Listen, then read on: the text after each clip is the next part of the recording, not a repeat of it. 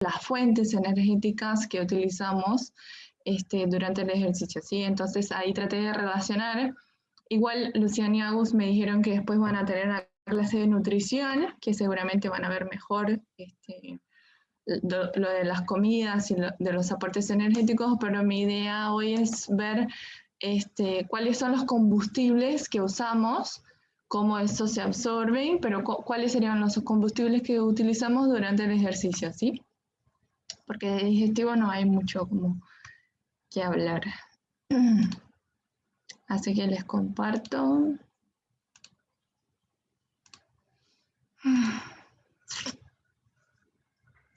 Bien, ¿se ve? ¿Sí? Perfecto. Sí. Ahí le pongo en presentación. Es que mi compu es medio lenta, hay que tener paciencia. Bien, bien, perfecto. Entonces vamos a hablar un poquito, una introducción, ¿sí? Del aparato digestivo. Vamos a ver los cambios que hay al final de la clase en el aparato digestivo, pero vamos a enfocarnos más en la clase de hoy sobre las fuentes energéticas, ¿sí?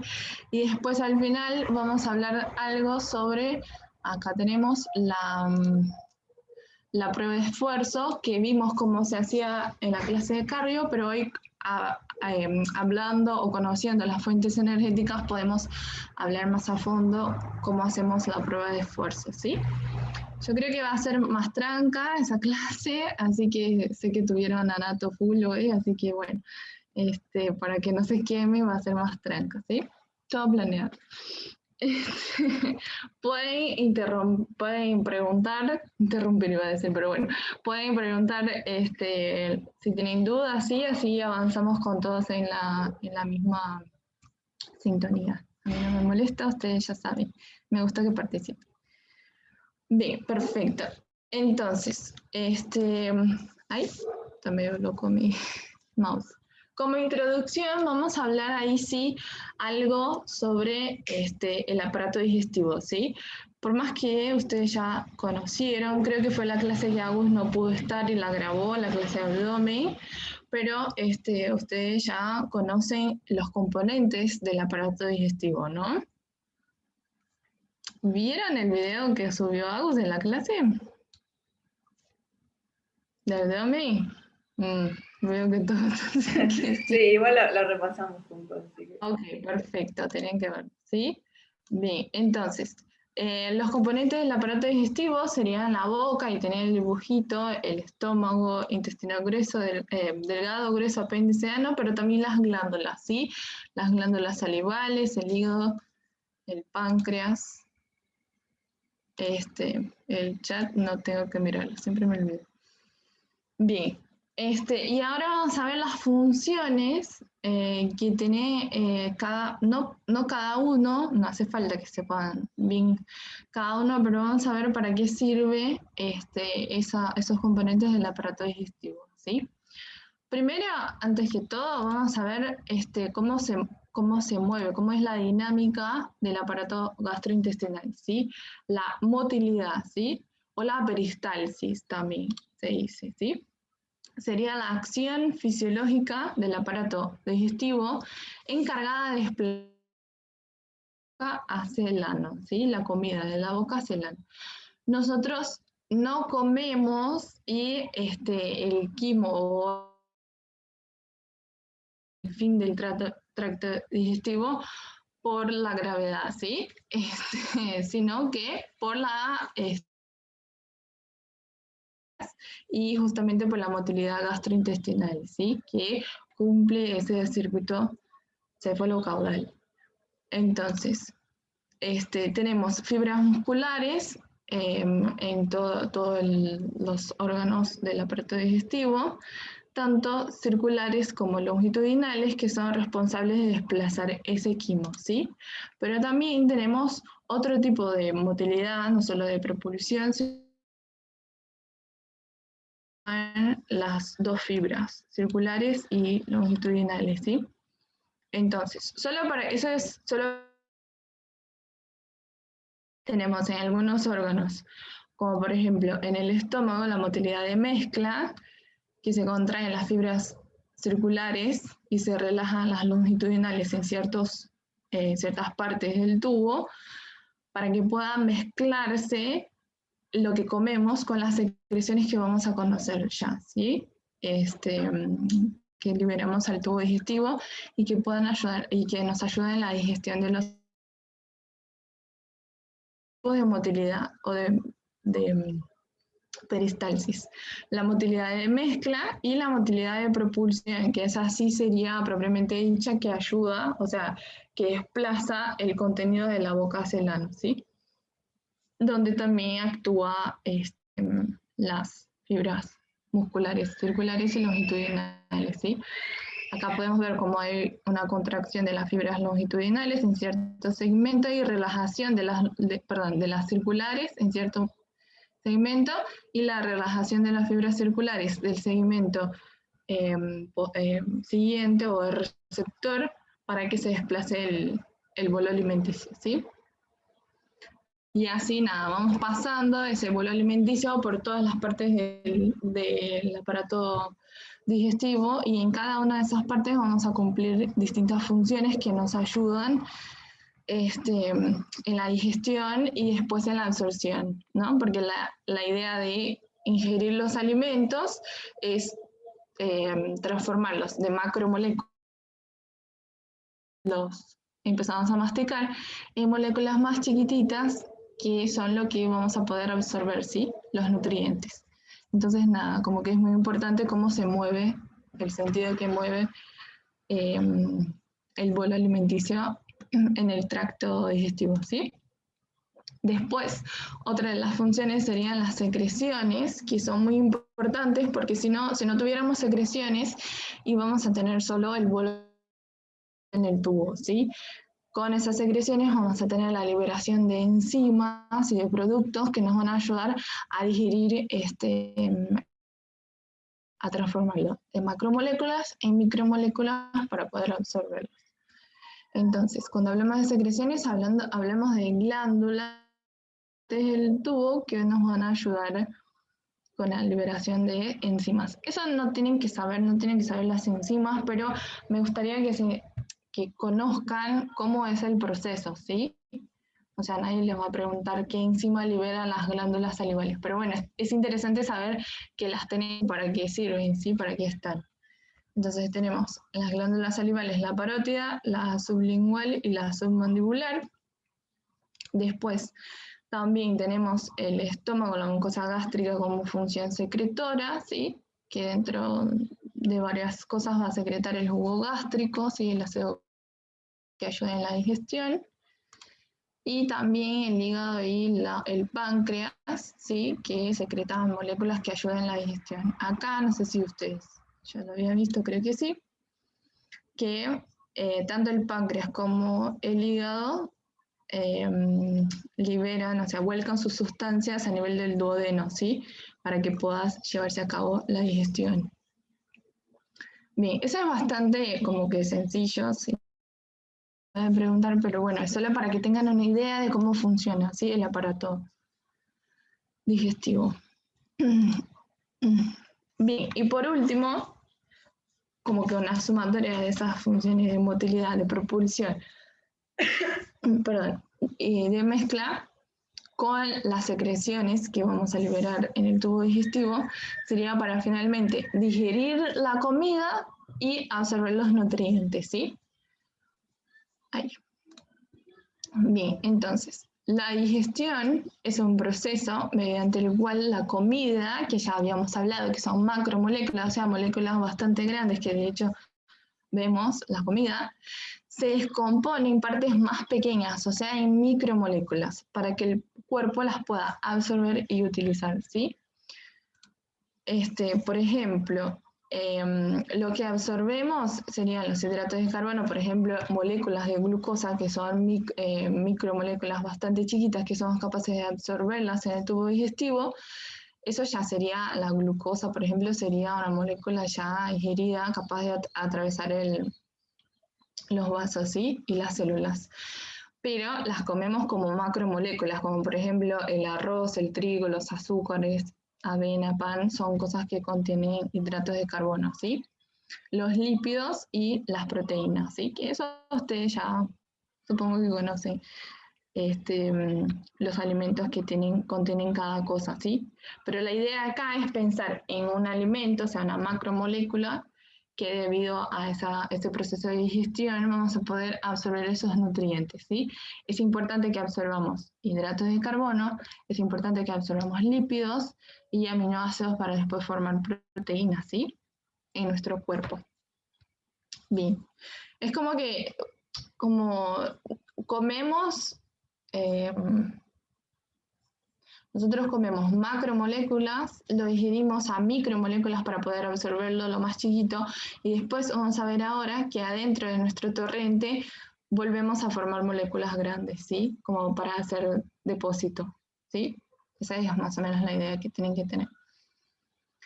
Bien, perfecto. Un ejemplo entonces sería el almidón, que es un tipo de hidrato de carbono, cómo podemos comerlos en la boca, acá lo vemos, y los procesos enzimáticos, por ejemplo, la amilasa salival que sale de las glándulas salivales, la amilasa pancreática que sale de las secreciones del páncreas, ¿sí? Ayudan a digerir, o sea, a transformar de una molécula grande que es el almidón, que es un conjunto de varias moléculas de glucosa, los vamos rompiendo en maltosa y después en glucosa para poder a nivel intestinal absorber la glucosa, que es un monómero, ¿sí? O sea, una molécula muy, muy, muy chiquita.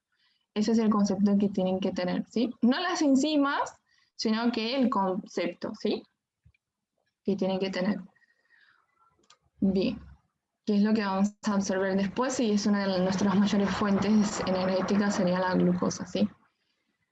Bien, y acá un esquemita para que lo tengan, donde está medio chiquito, pero bueno, acá las distintas comidas que podemos ingerir y a qué nivel actúa cada enzima, pero eso, bueno, no es tan importante, pero me gusta ese esquemita porque vemos que rompemos las moléculas en moléculas bastante chiquititas y o sea, en el tubo digestivo, en el intestino, vamos a absorber esas moléculas chiquititas, ¿sí? Acá sería el torrente sanguíneo, los estamos absorbiendo y vamos a llevar después a nuestras células, ¿sí? Y vamos a ver ahora cómo se utiliza como fuente energética, pero también podemos hacer depósito, tanto en hígado como en tejido muscular, como en tejido adiposo, ¿sí? Bien. Bien, perfecto. Eso es lo que tienen que saber de digestivo, ¿sí? Ay, creo que se me tildaron. ¿Me escuchan? Sí, escuchamos. Bien, perfecto. Bien, bastante tranca, o sea, no sé si, creo que no hace falta que sepa mucho más que eso, hay mucho más que charlar y adentrar, pero no creo que sea relevante para ustedes conocer mucho más a fondo, sino que sí hablar de las fuentes energéticas en ejercicio, ¿sí? Porque van a ser moléculas que nosotros vamos a usar durante el ejercicio que sacamos de las comidas que ingerimos, ¿sí? Por eso vamos a tratar de relacionarlo. Bien. Bueno, entonces, durante el ejercicio, el músculo esquelético satisface sus demandas energéticas utilizando sustratos que proceden de reservas del organismo gracias a la ingestión diaria de nutrientes. Entonces, es lo que dijimos. Vamos a absorber esos nutrientes, hacer reservas en los distintos órganos que vamos a ver ahora dónde se depositan según cada nutriente, y cuando hagamos ejercicio vamos a sacar esos nutrientes de esos depósitos para poder utilizarlos, ¿sí? Por eso es muy importante tener una ingesta adecuada, principalmente cuando hacen deporte, o sea, comer bien, comer sano, ¿sí? Bien, igual que no hagan deporte es importante, comer bien también. Bien, los tipos de sustratos energéticos, o sea, de dónde podemos sacar esa energía, serían entonces los hidratos de carbono, que vimos como por ejemplo el almidón o las moléculas de glucosa, que acá podemos ver cómo se almacenan en el cuerpo, ¿sí? Como moléculas de glucógeno. ¿Qué sería el glucógeno? Es una cadena con varias moléculas de glucosa unidas, ¿sí? Entonces, solo para hacer un redondeo, nosotros ingerimos hidratos de carbono, los rompemos en varias partes chiquititas hasta dar glucosa, ¿sí? Que es la molécula más chiquita que podemos dar de esa sustancia que se puede absorber en el tubo digestivo, ¿sí? Después, en los órganos que ya vamos a ver cuáles son que se depositan, no guardamos las moléculas de glucosa, que serían esas bolitas en el esquema, sueltas, sino que ellas se unen y dan una molécula de glucógeno, ¿sí? Si yo después necesito utilizar la glucosa, voy por distintas reacciones enzimáticas, romper la molécula de glucógeno para que me den moléculas de glucosa sueltas y ahí poder utilizarlas, ¿sí? Es una manera de guardar, por así decirlo, la glucosa. Entonces, lo almacenamos como glucógeno en hígado y en músculo esquelético, ¿sí? Después, durante el ejercicio vamos a utilizar de esas fuentes, ¿sí? Principalmente de músculo. Después, también podemos sacar energía de los lípidos o de las grasas, que acá sería lo mismo. Habíamos comido una ingesta con lípidos, por ejemplo, no sé, no se me ocurre nada. Es una lista gigante, pero bueno, algo más sano que tenga lípidos. Bueno, el aceite de la ensalada, ponele. Sí. La palta, las semillas. Perfecto, o sea, todo eso que comemos a macromoléculas lo vamos a romper y vamos a absorber los nutrientes, vamos a absorber glicerol y ácidos grasos, que son moléculas chiquititas, y adentro de nuestro cuerpo vamos a almacenarlas como triacilglicerol, ¿sí? No tienen que saber las reacciones, les pongo nada más, porque si no es hablar y no se ve mucho, pero para que tengan en cuenta ese juego de macromoléculas y micromoléculas, ¿sí? Que tenemos que ir haciendo, ¿sí? Como que digerirlas, pero después armamos, volvemos a hacer depósito adentro de nuestro cuerpo para utilizarlo cuando necesitemos, ¿sí? Y los lípidos y las grasas, se van a almacenar en el tejido adiposo, ¿sí? Acá es medio una exageración, una comparación, pero se puede ver bien el tejido adiposo abajo de la piel y entre los órganos, ¿sí? Eso igual es exagerado, ¿sí? Bien, y después también se pueden sacar sustratos energéticos de las proteínas que nosotros ácidos, y después adentro de nuestro cuerpo vamos a... Como sustrato energético, cuando hacemos ejercicio, lo ideal, o sea, en general se utilizan hidratos de carbono, como que más otras funciones como que no tienen que saber otras funciones celulares, pero por última instancia también se necesita utilizar proteínas, ¿sí? Serían los 3 sustratos energéticos posibles de donde podemos sacar energía. Esa clase es medio molecular, pero es interesante para que sepan de dónde están sacando la energía para hacer el ejercicio, ¿sí? Así que nada, vamos a ver muchas moléculas hoy. Bien, entonces, esos sustratos energéticos que habíamos visto, los hidratos de carbono, los lípidos y a veces las proteínas, no son utilizados directamente por las células musculares, ¿sí?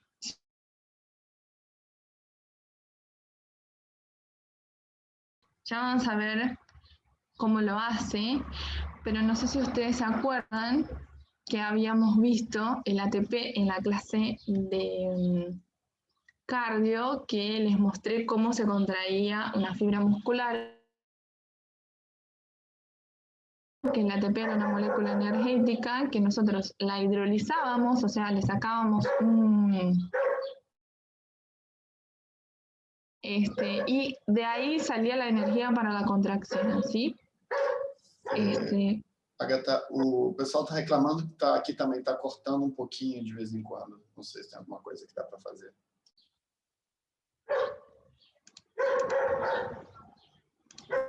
Si quieres, ¿Qué dijiste? está cortando un poco para la gente, para nosotros también. No sé si sirve que nosotros cortemos las cámaras, tal vez va a mejorar, no sé. No, es en mi casa que anda mal en internet. Voy a conectar bueno. el cable. Voy a conectar la compu con el cable azul. Dame un segundo.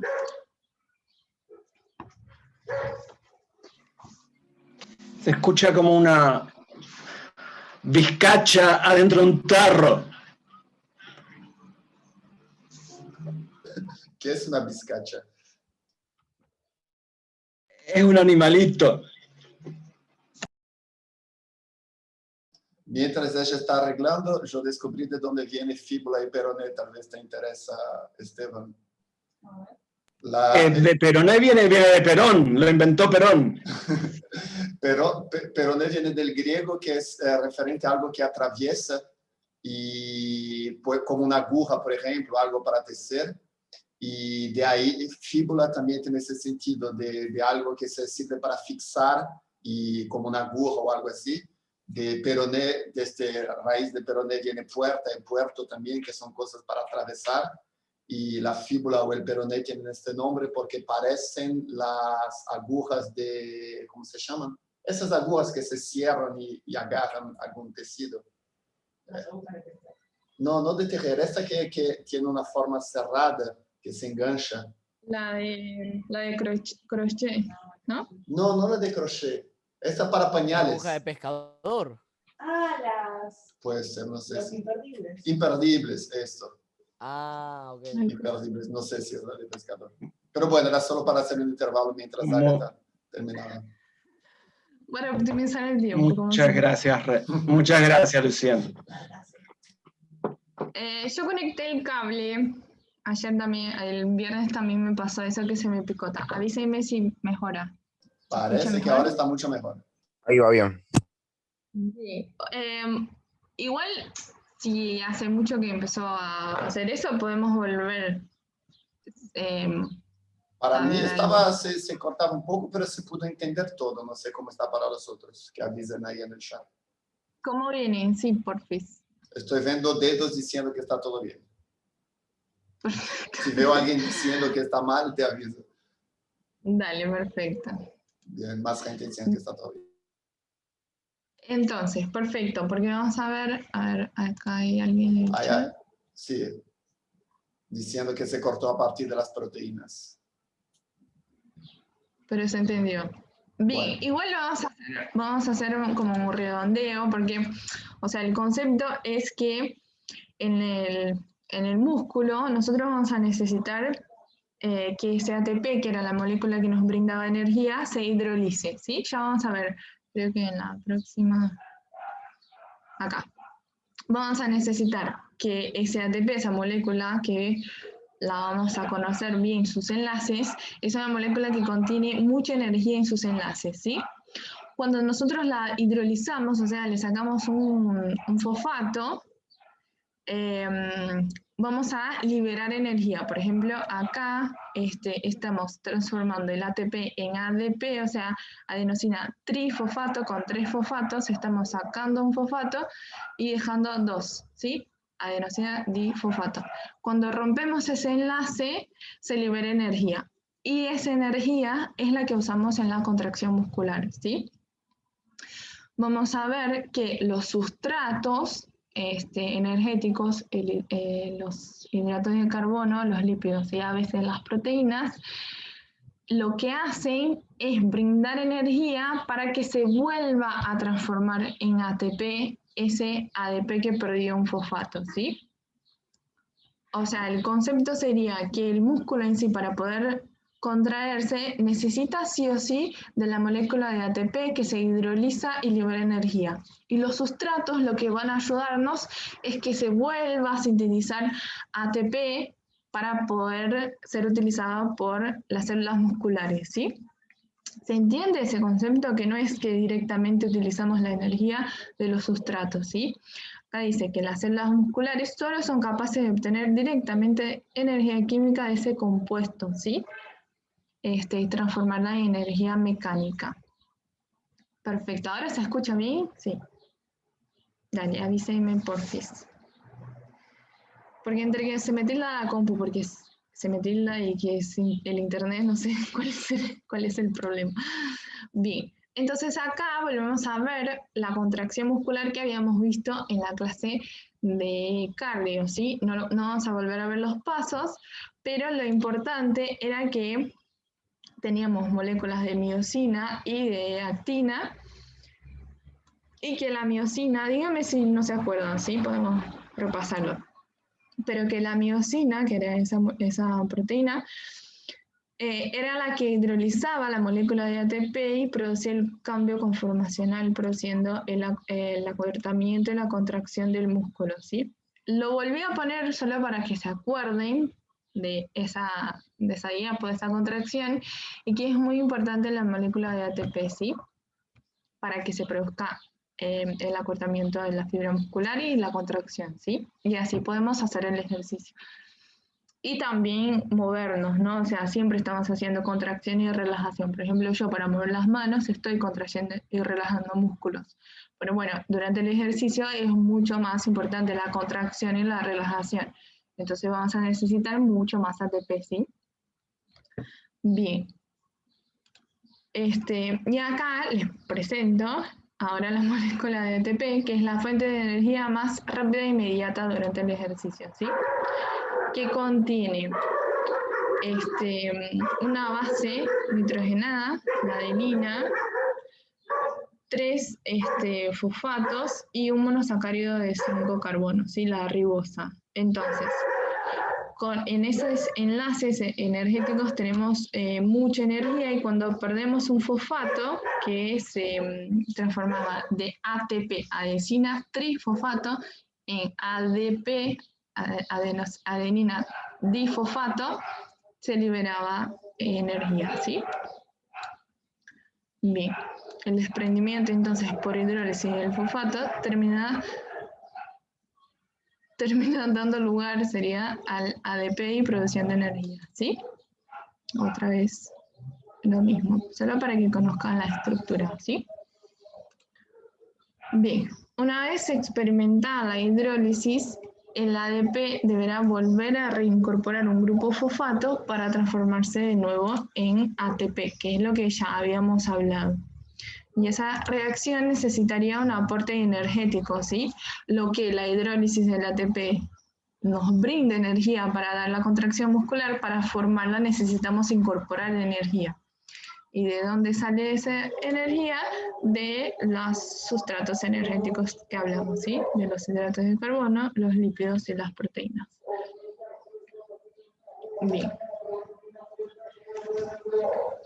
Perdón, está pasando el señor del huevo en casa.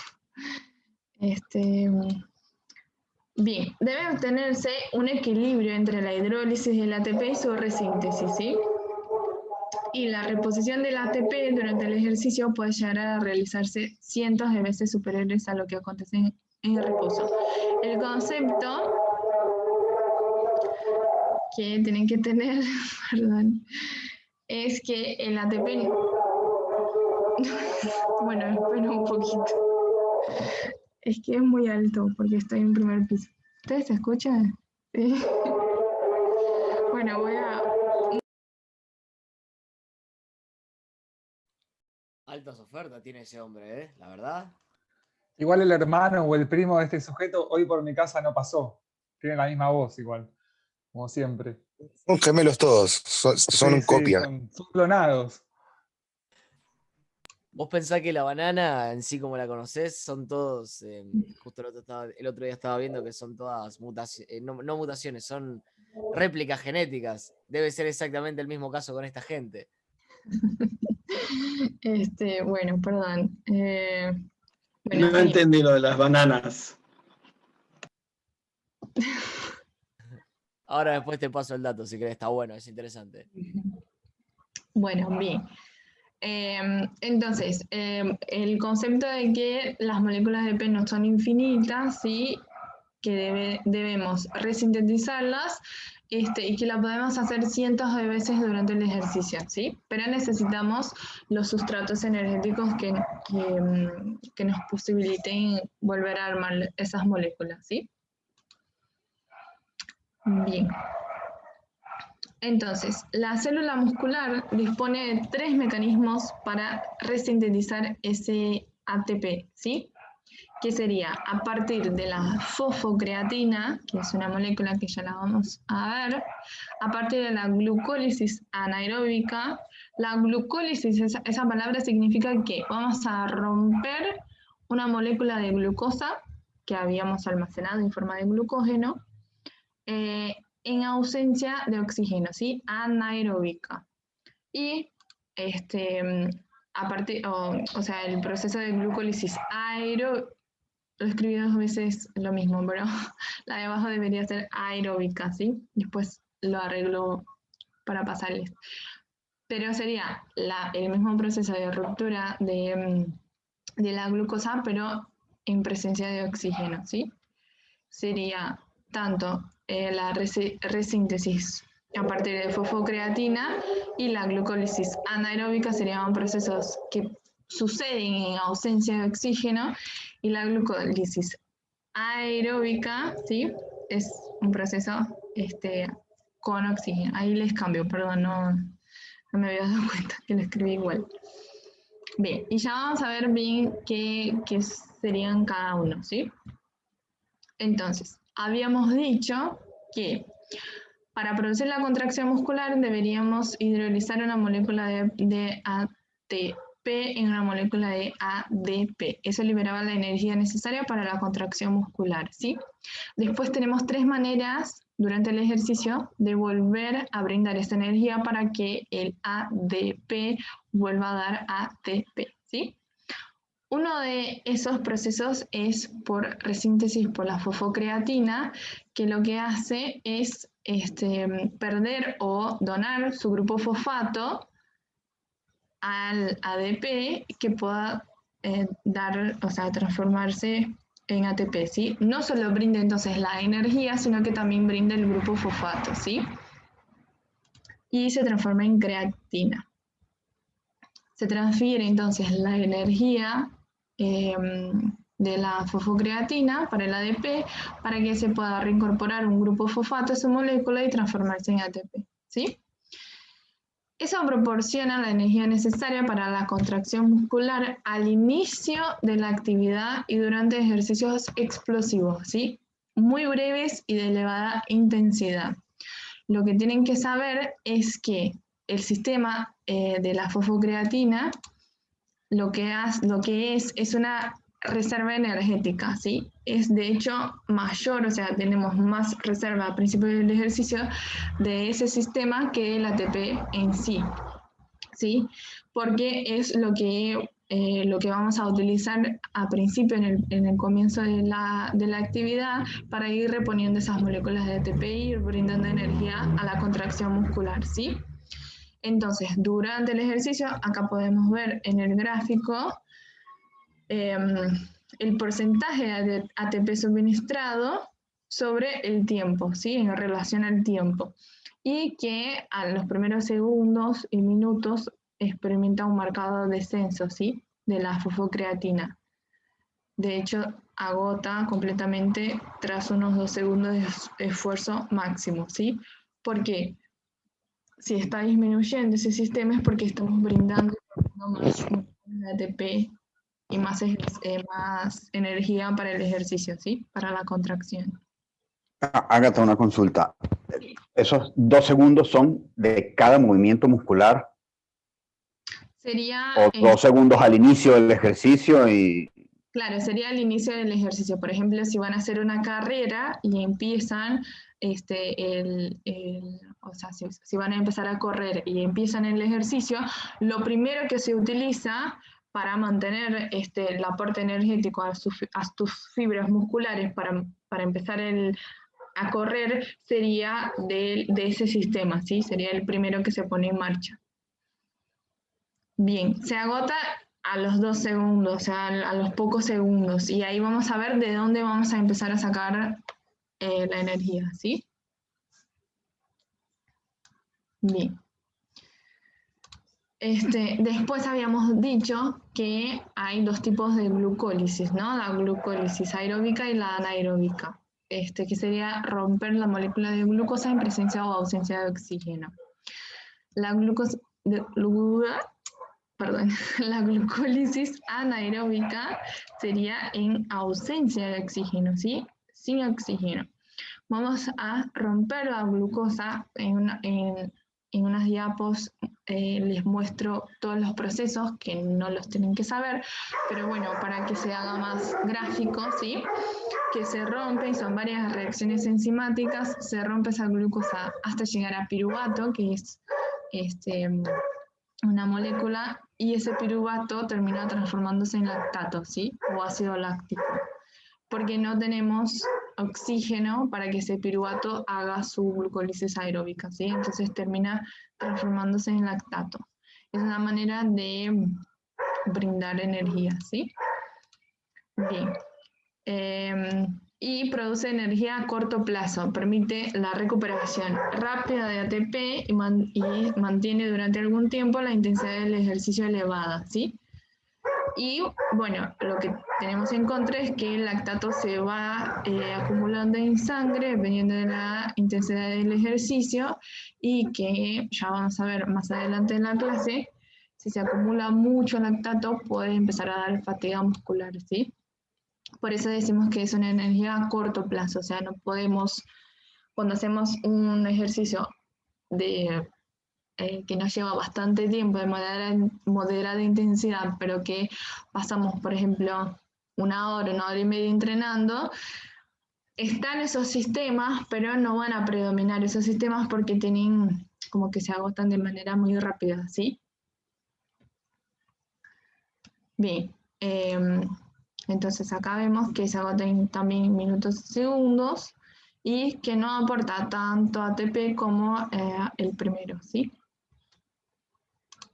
Bien, y por último, la glucólisis aeróbica, que sería romper la molécula de glucosa en presencia de oxígeno, ¿sí? Entonces, esa glucosa que se transforma en piruvato, y en la otra que vimos daba lactato, ácido láctico, como tenemos oxígeno, o sea, disponible para la utilización, ese piruvato entra a la mitocondria, hace parte de los procesos del ciclo de Krebs, de la fosforilación oxidativa, que tampoco tienen que saber, pero creo que algo se acuerdan de la escuela.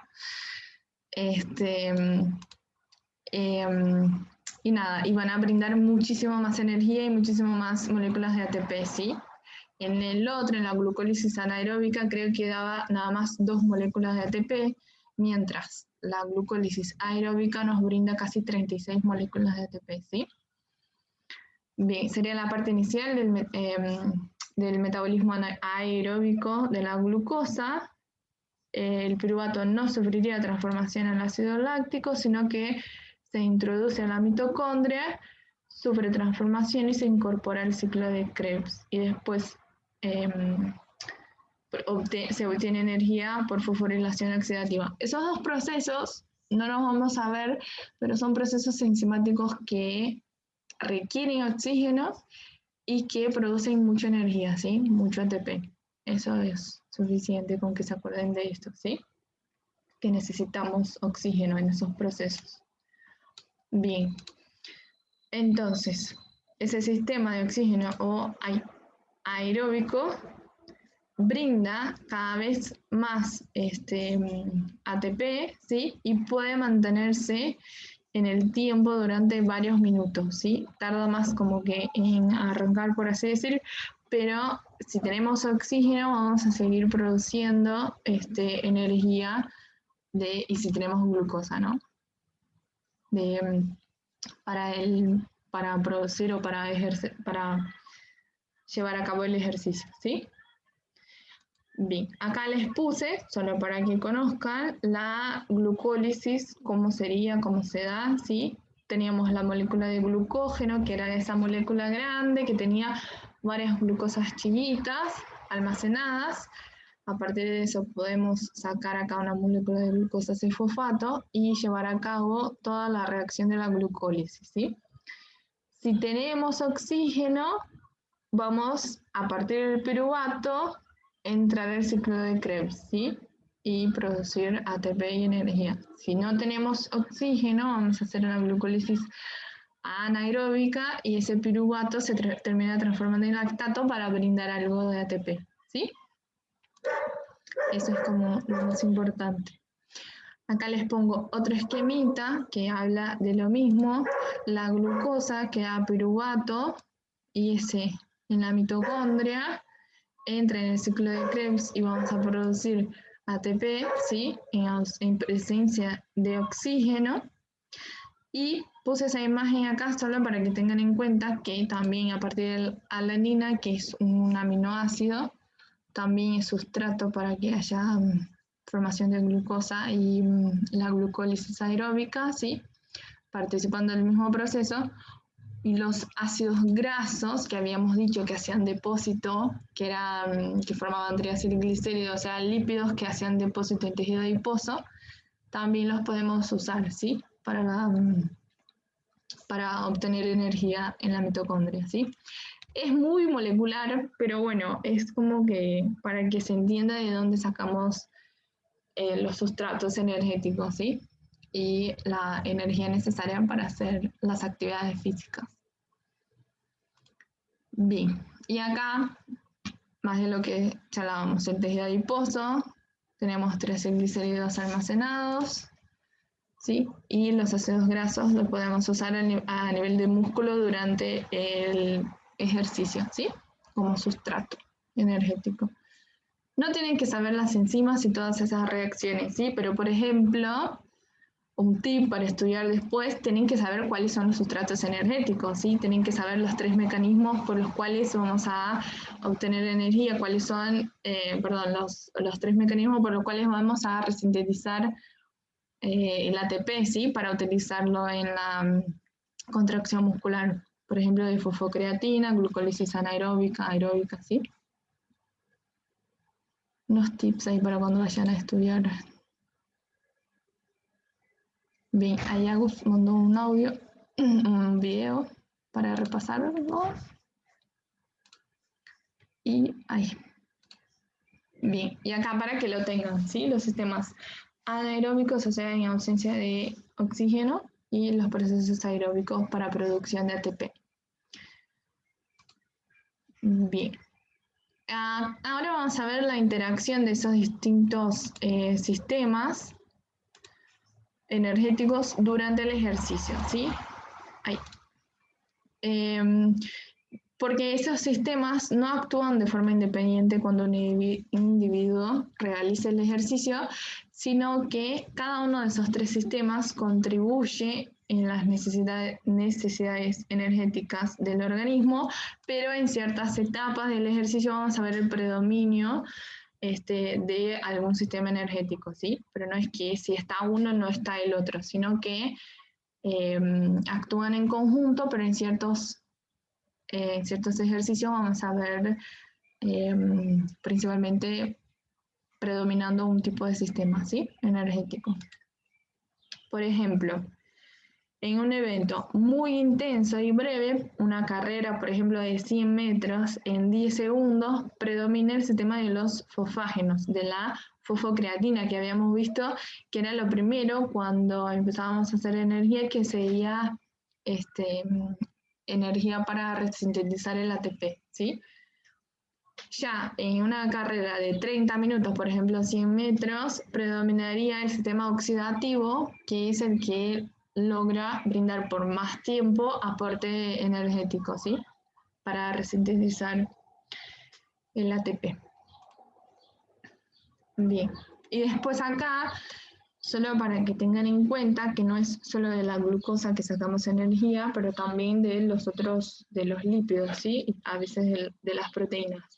Pero, por ejemplo, acá vemos el porcentaje de hidratos de carbono como combustible para formar esas moléculas de ATP y el porcentaje de grasas como combustibles. Cuando disminuimos la intensidad del ejercicio y aumentamos la duración, las grasas se constituirían el principal sustrato metabólico, ¿sí? Bien. O sea, solo para que tengan en cuenta que dependiendo de cada ejercicio que hagan, por ejemplo acá vamos a sacar el combustible o de los lípidos o de los hidratos de carbono, ¿sí? En ejercicios de baja intensidad, según aumenta la duración del ejercicio, el protagonismo de las grasas como combustible va siendo cada vez mayor, mientras los hidratos de carbono van disminuyendo, ¿sí? Solo para que tengan en cuenta que no es solo de la glucosa que sacamos energía, ¿sí? Bien. Y acá más de lo mismo, de lo que habíamos visto, cómo podemos utilizar esos 3 sistemas para brindar energía según la duración del ejercicio. Eso todo para que lo chusmeen después, ¿sí? Bien. ¿Alguna duda de lo que vimos? Es bastante corta la clase, creo que ya en un ratito vamos a terminar.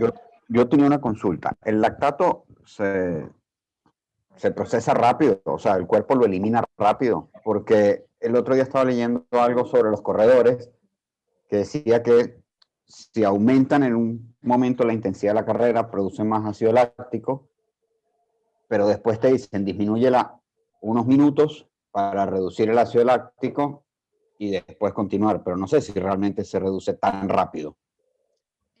No, de hecho, vamos a ver ahora que durante el ejercicio una cosa que suma también es lo que habíamos visto de la vasoconstricción de las vísceras. Entonces, que haya menos aporte sanguíneo también en lo que es hígado, intestino, no ayuda a eliminar el ácido láctico que estamos produciendo, ¿sí? Entonces, además de estar fabricando más, es más difícil eliminarlo, ¿sí? Y no creo que en unos minutos como que eso se elimine y vuelvas a poder correr. De hecho, estamos hablando de eso con Agus ahora antes de arrancar la clase. Si querés, Agus, mencionar lo que habíamos hablado de los días que pasan. Ah, sí, estábamos charlando de que, bueno, eso, de que a veces uno entrena fuerte un día y cuando termina de entrenar está un poco cansado, pero está bien, o sea, no tiene ningún dolor intenso. Después capaz el otro día te levantás bien también y decís, che, mirá, cómo aumenté mi resistencia, mirá qué entrenado que estoy, que ayer entrené un montón y estoy re bien hoy. Y al otro día no te puedes levantar, no te puedes mover de la cantidad de ácido láctico. No sé si, bueno, no hay muchos cinturones verdes acá, pero ¿vieron las patadas abajo? Las patadas esas que hacemos, que son horribles, a mí siempre me queda todo doliendo. Y bueno, ese dolor que pasa a las 48, 72 horas es por el ácido láctico que se va acumulando y se acumula incluso también después del ejercicio y tarda en eliminarse. Claro. O sea que no creo que en unos minutos, tipo... Puede ser que disminuya la producción, como que no sea tan grande la producción, entonces al final claro. que disminuya la ácido láctico. Exacto, eso iba a decir, capaz que si haces el ejercicio de manera más moderada, no utilizas tanto la glucólisis anaeróbica, entonces no producís tanto lactato, sino que haces más aeróbico, ¿sí? Y ahí no te afectaría tanto, pero si lo sintetizaste, tarda un poco en eliminarse. ¿Sí? Consulta, perdón que interrumpa, tanto ¿Sí? para Agata como para Agustina, porque me parece interesante justamente este tema del lactato y demás. Justo que mencionó el tema de las piernas con el tema de las patadas y demás, tengo el recuerdo de cuando estaba cursando la materia de atletismo en la universidad. Bueno, en un segmento de la materia hacemos carrera con vallas y en cierta manera por la intensidad del entrenamiento se asemeja un poco al tema de las patadas en crab. La pregunta es la siguiente: nosotros, para que justamente no nos termine doliendo hasta la existencia después de la clase, porque era bastante intensa, hacíamos elongación claramente previa a la clase, después de la clase y después de que terminaba la clase, no sé, pasaba 15, 30 minutos más, ya teníamos la alarma puesta de decir, che, tenés que elongar, no importa si estás en clase, tenés que volver a elongar. ¿Tiene alguna relación eso? Como para decir, bueno, la elongación va a ayudar a que no se junte tanto ácido láctico indistintamente de si es pasado un tiempo prolongado de la clase o de la actividad en sí. Sí, sí, un poco sí. La que es antes del ejercicio no, porque esa es como para preparar tus músculos que se vayan empezando a relajar y contraer. Pero la que es después, sí, porque justamente tiene más que ver con los vasos, o sea, la contracción y la relajación del músculo que va como relajando el músculo y va abriendo todos los vasos que van hacia los músculos, que drenan esos músculos, para que el ácido láctico se pueda ir. Lo mismo cuando se hacen masajes, o sea, los atletas muchas veces hacen masajes, o se hacen estas cosas con sopapas, también es todo eso para promover la circulación, para que se lleve todo el ácido láctico del músculo y lo lleve hacia el hígado y en el hígado se metaboliza. Por eso también si uno se hace masajes cuando le quedan doliendo las piernas así después, eso también como que te alivia un poco, porque un poco de ese ácido láctico se va por las venas. Hay otras cosas que también hacen para esto, no me estoy acordando. Eso que hacen de la terapia con frío-calor, o sea, se meten en algo frío y después en una ducha caliente y algo frío y ducha caliente también para que se contraigan y relajen los vasos para mover, sacar todo ese ácido láctico. Tiene que ver con eso. Yo no estoy trabajando hace tanto tiempo para divulgar el Krav Maga para que mis monitores lo llamen de Krav. Vamos a sacar esto, por favor. Bien. Yo estoy haciendo mucha divulgación de Krav Maga, Luciana. Espero que la gente te esté buscando. Bien. Que haya muchos alumnos para ustedes. Necesitamos. Bien. Ahora vamos a ver algo de función gastrointestinal durante el ejercicio, que es apenas una diapo, y vamos a hablar de la prueba de esfuerzo, que es lo que se les pide que hagan antes de empezar una actividad física en un gimnasio, por ejemplo, en Krav Maga, o por ejemplo si van al gimnasio de levantar pesas, y eso siempre les piden, ¿sí? Bien, entonces, como habíamos visto en otras clases, durante el ejercicio vamos a aumentar la actividad del sistema simpático, que sería el que libera adrenalina, ¿sí? Para llevar a cabo el ejercicio. También se produce, habíamos hablado de que se producía una regulación de la circulación periférica durante el ejercicio, o sea que había vasoconstricción a nivel visceral y una disminución de la irrigación de esa área, porque cuando aumentaba el volumen minuto, no necesitábamos que esa sangre vaya a la parte visceral, sino que la necesitábamos a nivel muscular y cerebral para llevar a cabo el ejercicio. Entonces, durante la actividad y debido a la activación del simpático y liberación de adrenalina, vamos a tener esa vasoconstricción a nivel visceral que va a dificultar los procesos de absorción intestinal, ya que habíamos visto que cuando comíamos los micronutrientes iban a la circulación. Si tengo los vasos contraídos me dificulta la absorción. Tiene sentido porque no es algo que voy a priorizar la absorción intestinal durante el ejercicio. Estoy priorizando mis tejidos musculares, ¿sí? Disminuye la eliminación del lactato por el tejido hepático, como estamos hablando con AUS. Ahora, cuando se acumula el lactato en el tejido muscular, eso puede producir fatiga muscular, ¿sí? Y dolor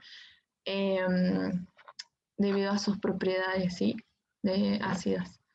Entonces, deberíamos estar eliminando ese lactato, esos desechos a nivel hepático. Si tengo una vasoconstricción de todo a nivel visceral, no de todo, pero habíamos visto que en el renal disminuía un poco, en el hígado también va a disminuir un poco, porque no estamos priorizando esas funciones durante el ejercicio, ¿sí? Entonces eso va a dificultar la eliminación a nivel hepático del lactato. Se puede producir entonces un aumento del lactato plasmático en altas intensidades de trabajo y en la transición aeróbica anaeróbica, ¿sí? Bien, eso es como que lo único de cambios gastrointestinales en el ejercicio. Bien. Y ahora vamos a charlar algo sobre la prueba de esfuerzo, ¿sí? Ustedes se acuerdan que habíamos visto la clase de cardio, creo, que era la prueba de esfuerzo, que había puesto la foto de la persona en la cinta de correr con varias cosas puestas, ¿sí? Ahora vamos a ver para qué sirve, por eso dejé para volver a hablar en esa clase, porque tiene mucho que ver con esas fuentes, esos sustratos energéticos que utilizamos, ¿sí?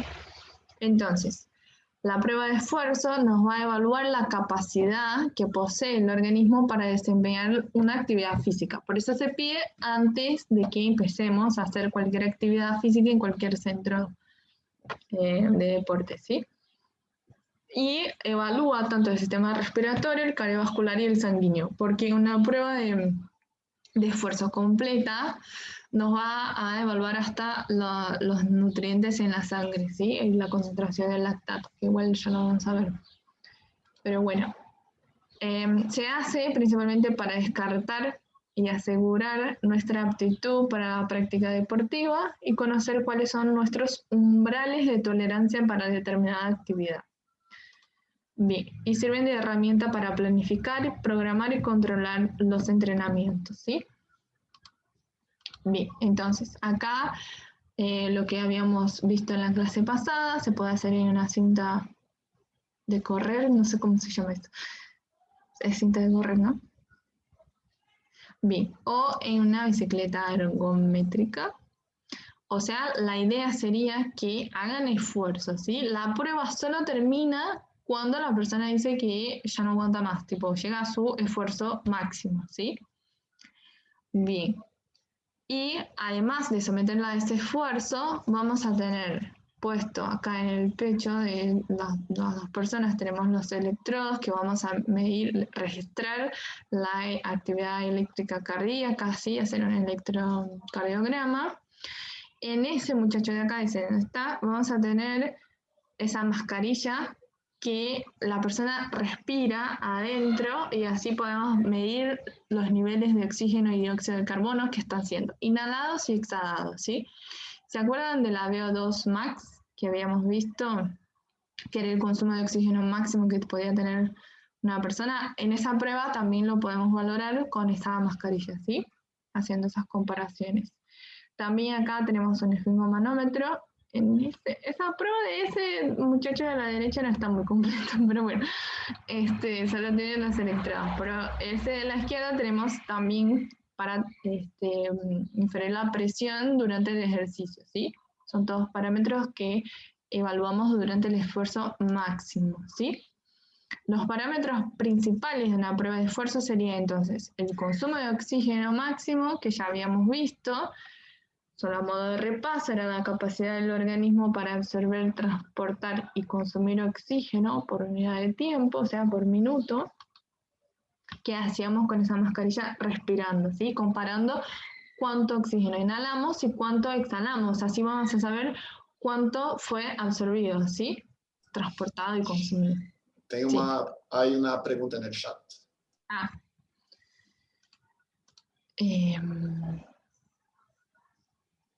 ¿Quieres que te la lea?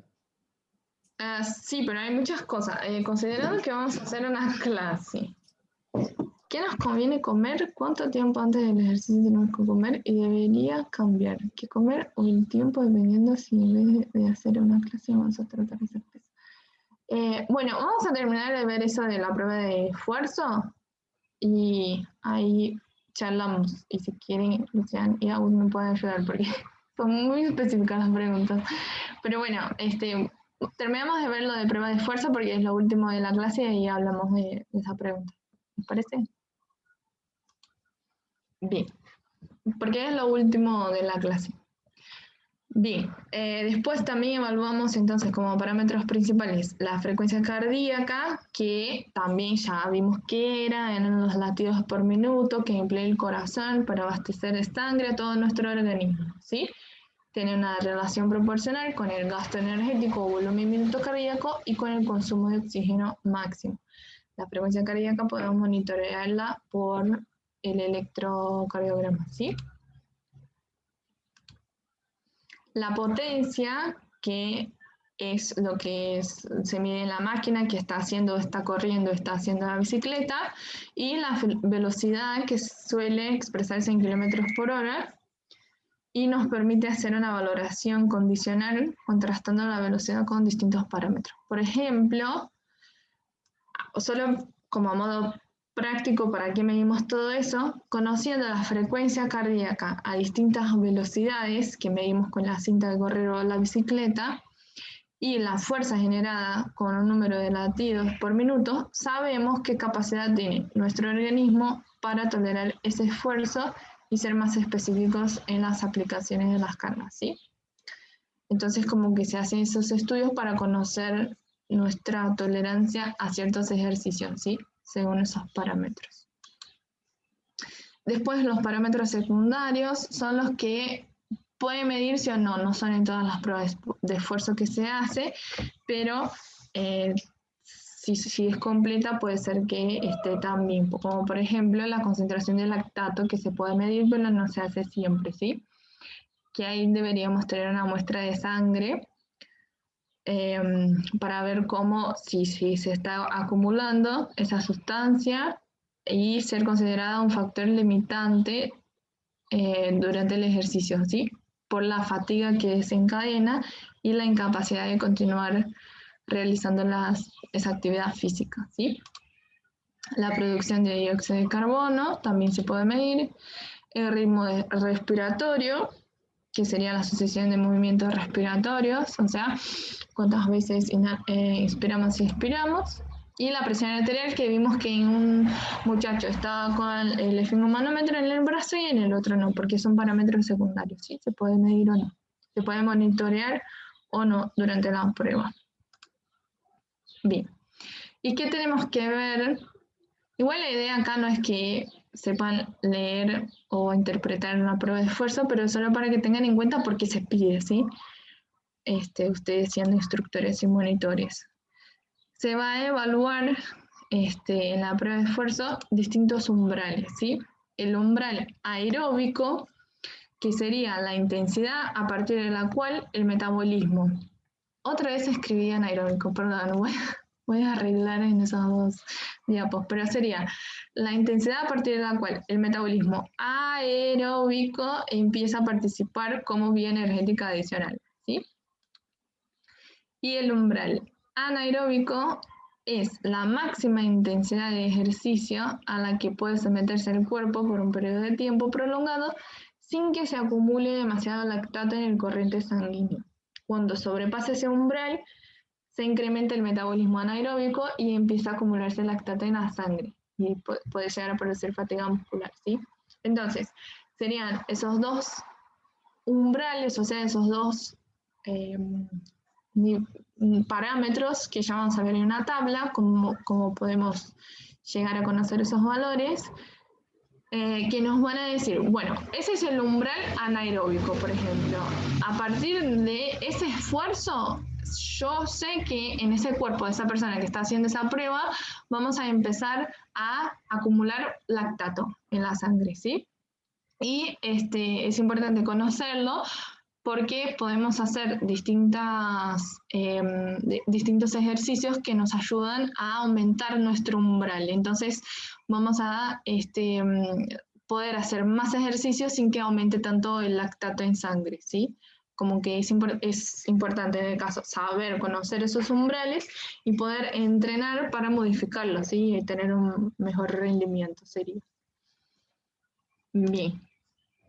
Y ahí va el objetivo primordial de un deportista de resistencia, que sería levantar pesas, será retardar la aparición o entrada del sistema anaeróbico para permitir desarrollar una mayor potencia o velocidad durante el mayor tiempo posible, retardando la aparición de fatiga, ¿sí? Bien, por eso sería importante conocerlos. Y acá por último les pongo la tablita, solo a modo que ilustrativo para que se entienda de lo que estamos hablando, de los distintos umbrales. Por ejemplo, el umbral aeróbico sería cuando tenemos una VO2 max de 65-75%, dependiendo del estudio de la persona, una frecuencia cardíaca máxima de 70-80%, o sea, son esos parámetros, un lactato en sangre de 1 a 2 milimoles por litro, ¿sí? Y un umbral anaeróbico serían esos parámetros. No los tienen que saber, pero lo que les quiero mostrar es que según esos parámetros que estamos midiendo durante la prueba, vamos a poder sacar los umbrales aeróbicos y anaeróbicos de cada persona y poder entrenar para mejorarlos, ¿sí? Acá, si quieren, pueden buscar los métodos de entrenamiento para mejorarlo. Eso lo busqué, ese continuo uniforme extensivo, continuo uniforme, son distintos tipos de entrenamiento, ¿sí? Si quieren. Igual tiene sentido ponerlo, o sea, si querés mejorar tu umbral aeróbico vas a correr mucho tiempo, en cambio si querés mejorar tu umbral anaeróbico vas a hacer, no sé, intervalos, por ejemplo, de lo que dicen. Claro. Como que la idea era mostrarles por qué hacemos la prueba de esfuerzo, ¿sí? Porque ustedes pedirían en donde trabajen una prueba de esfuerzo, ¿sí? Y nada, por último, ese grafiquito que se hace un poco más gráfico, visible, los umbrales, ¿sí? Por ejemplo, a principio usaríamos una energía exclusivamente aeróbica, después mixta y después exclusivamente anaeróbica, ¿sí? Según los distintos umbrales. Y bueno, sería eso la clase, terminamos bastante temprano. Ágata, la última diapositiva era referida a la intensidad del ejercicio, ¿cierto? No es la del triangulito. Claro, sí. Porque en los gráficos anteriores habíamos visto que por un tema de durabilidad, la aeróbica debería prevalecer. Sí, debería prevalecer, pero si estamos utilizando el oxígeno y el ATP en un momento, si el ejercicio es muy intenso, vamos a necesitar la energía anaeróbica, ¿sí? Como que se dan los tres mecanismos que habíamos visto, se dan de manera conjunta, pero en distintas intensidades de ejercicio pueden predominar ciertos mecanismos, ¿sí? Si hablamos acá en ese grafiquito, hablamos de una intensidad muy alta, ¿sí? Entonces, en ejercicios de intensidad muy alta por un corto periodo de tiempo, vamos a utilizar una energía exclusivamente aeróbica, por ejemplo, anaeróbica, perdón. Por ejemplo, el levantamiento de pesas, ¿sí? Porque es un ejercicio de alta intensidad por un corto periodo de tiempo, ¿sí? El metabolismo aeróbico brinda más ATP, más energía, pero si el ejercicio es moderado y prevalece en el tiempo, ¿sí? Como que serían esos dos parámetros, tanto la intensidad cuanto el tiempo de ejercicio. En cierta forma entiendo que la anaeróbica genera más rápido esa energía y por eso lo usamos en momentos de mayor intensidad. La aeróbica la puede generar durante más tiempo, pero tarda un poco más. Exactamente, sí. Por eso depende de la intensidad del ejercicio y del tiempo de ejercicio. Si nosotros vamos a hacer un levantamiento de pesa o una carrera que habíamos visto de 100 metros, es más rápido sacar energía del metabolismo anaeróbico, como vos decís, que esperar que el aeróbico haga todos los procesos que llevan mucho más pasos, tiene el ciclo de Krebs, tiene la fosforilación. Por más que brinde más energía, tarda más en arrancar y en mantenerse, ¿sí? Como habíamos visto en el grafiquito, que tarda más tiempo, se mantiene, pero tarda más tiempo. Entonces, en los ejercicios de grande intensidad y de corto tiempo, vamos a utilizar principalmente el metabolismo anaeróbico, ¿sí? Bien, no sé si tienen más dudas o podemos hablar de la pregunta esa del chat. Aquí, a ver. Marcelo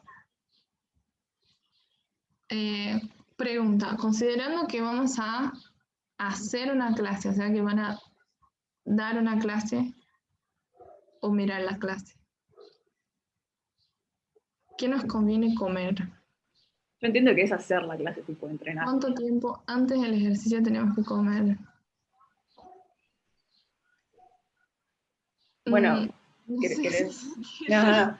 Para el que nos conviene comer, bueno, depende mucho de qué estás hablando en específico. O sea, yo entiendo acá que es una clase de Krav Maga, que probablemente vas a entrenar a la tarde. Entonces, ¿qué nos conviene comer antes de la clase? Y la verdad que la clase de Krav Maga tampoco es tan exigida, pero está bueno tener hidratos de carbono simples antes de la clase.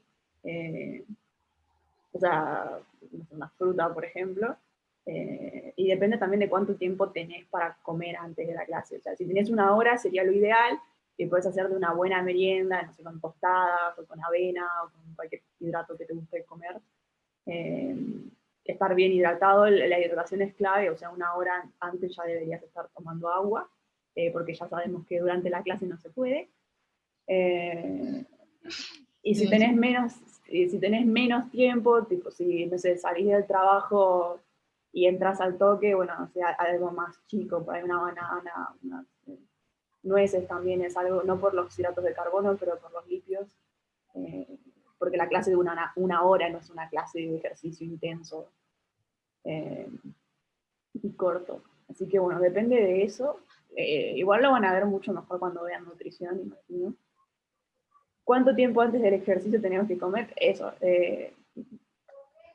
Uno va pensando dependiendo de la intensidad del ejercicio que tenés que hacer y dependiendo de cuánto tiempo tenés disponible. Yo antes corría carreras y las carreras eran a la mañana, entonces, no sé, trataba de levantarme con tiempo para poder desayunar más o menos bien, pero a veces eso implicaba que tenés que levantar como a las 4 o 5 de la mañana y que vas a llegar cansado a la carrera, entonces uno lo va como regulando y manejando. Y por ahí planeas, bueno, no voy a comer una cena fuerte, entonces el desayuno lo puedo hacer más tranquilo. No. Pero 1 hora antes, en general, o sea, para lo que hacemos en Krav Maga, una merienda 1 hora antes está bastante bien. Una merienda tranqui, no una super mega cena, pero está bueno. Y haber comido bien el resto del día, ¿no? Haber almorzado, haber desayunado, porque es todo como acumulativo. Y después dice, debería cambiar qué comer o el tiempo, dependiendo si en vez de hacer una clase vamos a trotar o a hacer pesas. Para el nivel en el que estamos nosotros no. Los atletas de alto rendimiento sí tienen nutricionistas que les calculan cada hora lo que tienen que estar comiendo, cuánta agua tienen que haber tomado. Para lo que hacemos nosotros con comer equilibrado es suficiente. O sea, no ir con el estómago vacío a la clase, tampoco ir demasiado lleno, está perfecto. Y en general, como idea, sí, antes del ejercicio, hidratos de carbono y después proteínas, como para reconstruir el músculo que se rompió, sobre todo si hiciste pesas. Claro. Es importante, como dijo Agus, comer antes de entrenar, o sea, no literalmente antes de entrar, pero bueno, si no, no vamos a tener de dónde sacar esos sustratos que habíamos hablado para hacer el ejercicio, ¿sí? Después uno se marea o se le baja la glucemia porque está sacando glucosa de donde ya no tiene, porque no comió, por ejemplo, no almorzó, no desayunó y a la noche fue a hacer el ejercicio. O sea, tu cuerpo casi no tiene energía para mantenerse parado y ustedes van y hacen una clase, ¿sí? Están sacando reservas energéticas de lugares que no aportaron energía durante el día, ¿sí? Por eso hay que tener un balance reglado. Y eso pasa mucho, o ha pasado ya en clases de alguien que llegaba y que se sentía medio mal en la clase, entonces al toque uno tiene que darle, si puede, algo con azúcar, porque, nada, por si las dudas. Si llegas a una persona, una vez me preguntaron eso, tipo, ¿qué pasa si es diabético y está como con una hiperglucemia?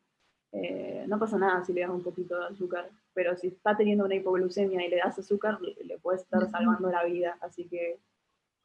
y si le das el azúcar y al toque ves que mejora un poco, listo, era eso. Claro. Y darle azúcar no es agarrar no sé, puede ser agarrar una cucharada de azúcar y que la tome, pero también puede ser, no sé, una Gatorade que tiene azúcar, sí. Cualquier cosa. Y obviamente también darle algo para tomar, porque también puede ser que esté deshidratado.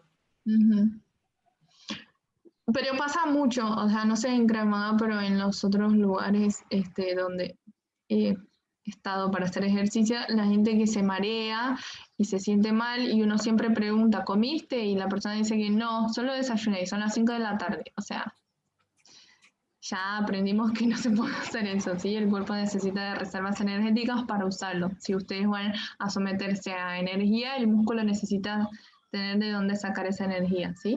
Acá alguien que me está preguntando por privado, cuidado, ustedes pusieron por privado para enviar los nombres y siguió por privado. Pero pregunta, ¿correr antes de desayunar nunca entonces? No, depende.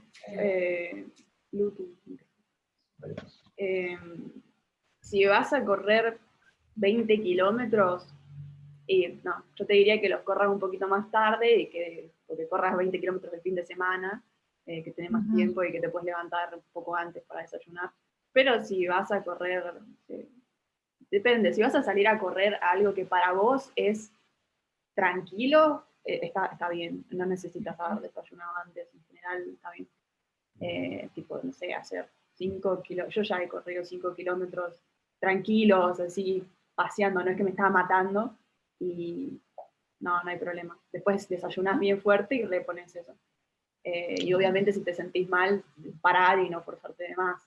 También a veces depende mucho de la costumbre. Hay gente que está acostumbrada a levantarse y comer al toque, entonces tu cuerpo está acostumbrado a eso, y hay gente que se levanta y no sé, por ahí pasa 2 horas y recién ahí le da hambre. Claro. Entonces depende de cada uno y del ejercicio que vayas a hacer. Lo mejor es que si vas a hacer ejercicio intenso, hayas comido antes. Pero si vas a hacer un ejercicio relativamente tranquilo, y de vuelta tranquilo y intenso es en relación a lo que cada uno está acostumbrado. O sea, por ahí hay alguien que con 5 kilómetros se muere, es súper cansador, y hay gente para la que 5 kilómetros es un paseo por la playa, qué sé yo. Así que, no, depende. Por ahí podría tener que ver también con qué cenaste o a qué hora cenaste. También. Por ahí si cenaste a las 6 de la tarde, a las 11 de la mañana, tenés mucho tiempo sin comer. Claro. Claro, esos son los famosos ayunos intermitentes, básicamente. O sea, por ahí comes tarde, pero comes súper abundante para decir, bueno, ya con esto no necesito desayunar hasta por lo menos las 10, 12 del mediodía. Hay gente que está... no sé si decirle que son modas, pero son algunos de los planes nutricionales que tienen bastantes personas.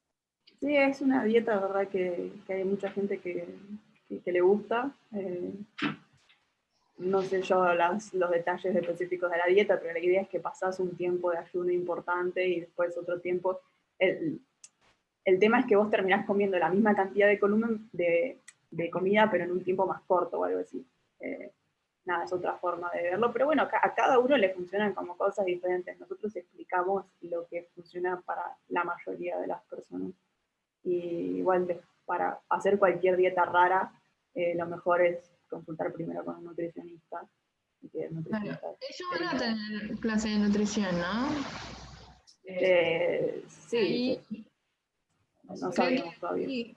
Bueno, pero sí, llegan a tener, como que creo que van a tener más detalladas las comidas, como que cómo armar el plato para comer y tener el aporte necesario suficiente. Solo por la curiosidad, conectando con las artes marciales, tradicionalmente la gente de sumo, ellos tienen, todo su entrenamiento es muy ritualizado, no es tan científico, pero tienen rituales. Y tradicionalmente ellos primero entrenan, después comen, y ahí dicen que eso hace que ellos pueden hacer más reservas y así se toman personas más pesadas, y por eso hacen eso de esa forma, según los rituales de la gente de sumo. Claro. Sí. Claro, pero ahí es re importante posta ir a un nutricionista con eso, porque lo va a adaptar a tus objetivos. O sea, para algunas personas el objetivo es ganar peso porque están muy flacos y quieren ganar músculo, y vas a tener que comer de cierta forma. Y para otras personas es al revés, es todo lo opuesto. Entonces, el comer equilibrado es como un punto medio que nada, te sirva estar en el medio, pero si querés ir a cualquier extremo, es mejor que pidas ayuda de alguien que sabe. Claro. O una nutricionista. Bueno, ¿tienen alguna duda más? Si no, les doy 30 minutos libres de fin de clase. Es que no había mucho que hablar hoy, o sea, traté de hacerla lo más larga posible, pero bueno, tampoco llenarlos de cosas que no tienen que saber. Hablamos de lo que es relevante para practicar el ejercicio. Voy a arreglar esas palabritas que puse mal, que me mareé tanto de aeróbico y anaeróbico, y ya les subo al Google Classroom, ¿sí? Y bueno, sí, espero que estén repasando ya. No sé si llegué a hablar de eso, creo que no, en la primera clase, pero la última clase que vamos a tener sería la 10ª clase. Vamos a hacer una especie de examen, no va a ser con notas, creo que no va a ser con nota, ¿no? No, es una especie de repaso con preguntas. Voy a armar varias preguntas multiple choice y ustedes van a tener que ir contestando. Creo que les voy a dar algunos segundos, 50 segundos para que contesten y vamos haciendo la puesta en común juntos, ¿sí? Para ir practicando. Entonces yo recomiendo que vayan más o menos leyendo lo que ya fuimos viendo, ¿sí? Porque no sé cuándo va a ser el examen real de eso, porque creo que tienen que tener todas las clases, ¿no? Para tener el examen. Pero bueno, en el final de esa cursada, la 10ª clase, vamos a hacer un repaso con preguntas. Entonces sería bastante bueno que ustedes estudien, ¿sí? Para que aprovechen. Si no, es al pedo, perdón la palabra, pero todo eso que estamos haciendo, ¿sí? Ahora aclaro que este examen repaso es para todos, pero va sin nota. O sea, no pasa nada si no saben las respuestas en ese momento, las repasan y las aprendemos todos juntos. Pero el examen final, que sí va con nota, es para los que están haciendo el curso para instructor, no es para los del monitor. Ah, okay. O sea, los chicos que están haciendo el curso de monitor, con esa clase de repaso, ya está, ya se les termina el curso. Y después okay. el examen final de verdad, sí es para los que están haciendo, bueno, el curso para instructor. Perfecto. Bueno, sí, pero aprovechenlo y vayan repasando, ¿sí? Así que bueno, nada, si no tienen más dudas, cualquier cosa igual me pueden buscar por Lucy o por Agus. Y nada, gracias por la participación y por conectarse hoy en ese domingo lluvioso. Que tengan un buen resto de domingo. Un besito. Buena semana, gente. Ahora, un beso. Gracias. Chao, chicos. No, Gata, gracias. Chao, buen fin de Chao, gracias.